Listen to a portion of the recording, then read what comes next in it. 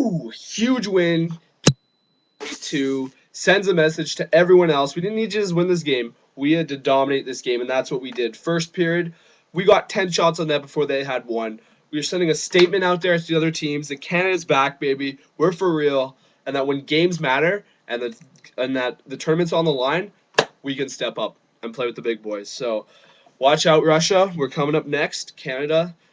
Wow, huge win. I'm liking the lines we rolled in that game. They worked really well. Stahl was playing very well with Iginla, Crosby. Our second line there was good. Nash was making a lot of good rushes and felt he could do it because Perry and Getzlaff were back, and then they still had their chemistry going together. The Sharks' third line was probably our worst line, but they were still decent too. Marlowe hit a crossbar. Thornton scored. Hopefully that breaks him out because Thornton can be playing better. He's not been playing that great. He's kind of been invisible a bit out there. Marlowe and Heatley have been stepping up on that line way more than him, and maybe that goal can give him some confidence back. So that line was playing pretty decently, and then our fourth line, man, I love our fourth line. Morrow, huge playoff contributor, just a solid all-around checker player, so good. Was playing really well with Taves, who can always step up in big situations, and is such a skilled guy. And then we have on the other side there too. We had Richards. Oh, man, Richards is another Morrow-type player, probably with a bit more skill. Those three were just grinding it out, hitting everything in sight. Oh, man, it was awesome to see. They were generating scoring chances, too. Nice cycling. It's just we're such a complete team now.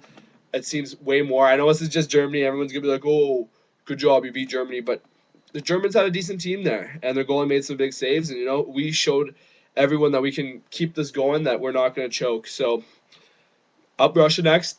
That's going to be the real test. If we can beat Russia, knock on wood there, we're for real, and just shows everyone that don't mess with Canada. So it's going to be a huge game. Oh, man, I'm looking forward to it. That's tomorrow right away. And I love watching Russian hockey, too. I love Canada hockey, but I love Russian hockey, too. I love watching Ovechkin play. I love watching Kovalchuk play. I love watching Semin play. These guys are artists with the puck. They can snipe from anywhere. It's going to come down to the goalies, I think, because both teams have great offenses. Our defense probably beats their defense unless Chris Pronger plays the crappy way he was. But our defense probably out-edges theirs, but it's going to come down to goaltending at the end. Can Roberto Luongo beat Nabokov? And I think it can, because Nabokov's a pretty good goalie, but he's always had a solid team to back him up. Now he's gonna be tested hard, and he may have to win the game for Russians sometimes, just like Luongo might have to win the game for us. So I think it's gonna come down to goaltending, and Roberto Luongo, who played pretty solidly today, can't do anything on a 2-on-0, guys. Could definitely play better than him.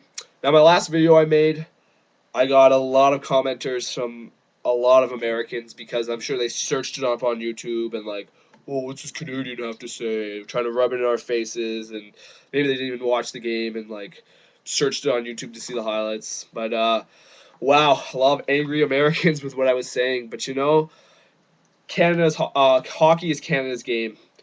We've been all dreaming about being on this team.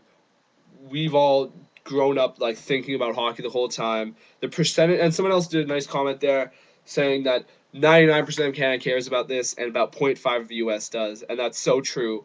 That's why I said Canada has more heart, because our entire nation's caring about this. All our players on our team grew up dreaming about these moments, and so they've got to have the heart.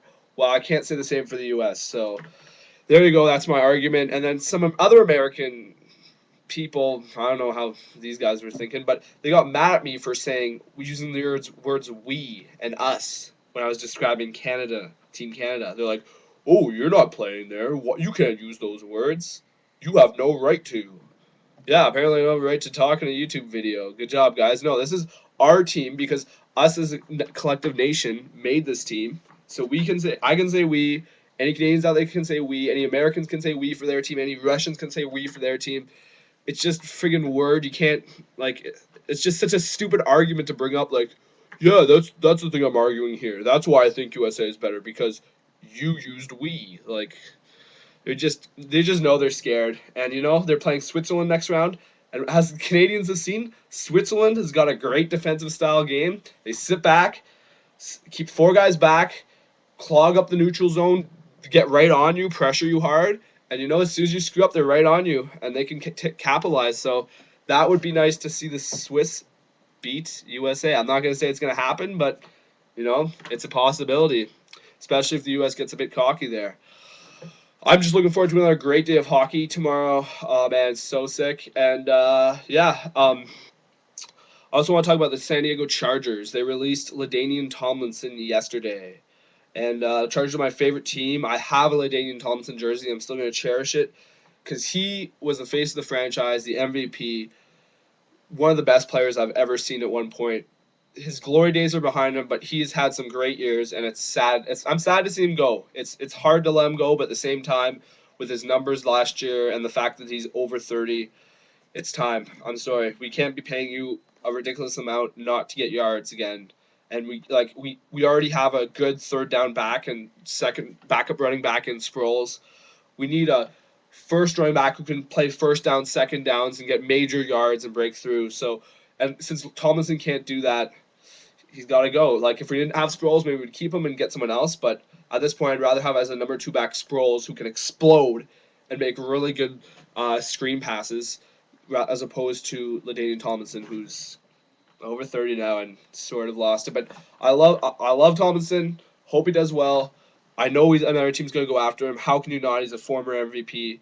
Um, Hope he does well wherever he goes.